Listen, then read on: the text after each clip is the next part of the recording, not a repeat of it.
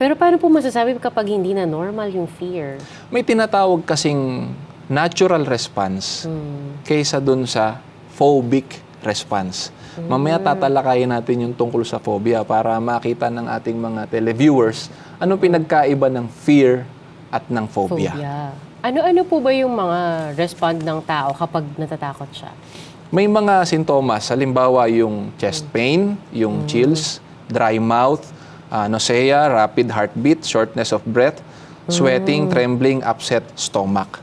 Sa pagkakataong ang tao ay nasa ilalim ng fear o nararamdaman niya yung takot, halimbawa, alam mo yung tinatawag na fight or flight Ay, opo. na response, di ba? Yes, Yung opo. fight, lalabanan mo yung kung ano man yung threat.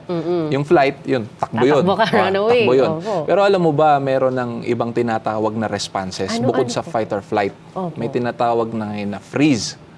Pagka sa takot mo, yun yung immobile ka o hindi ka talaga gagalaw. Di Or ba? di ka makagalaw talaga. Oo, para, halimbawa, takot ka ba sa aso? May pagkakataon bang?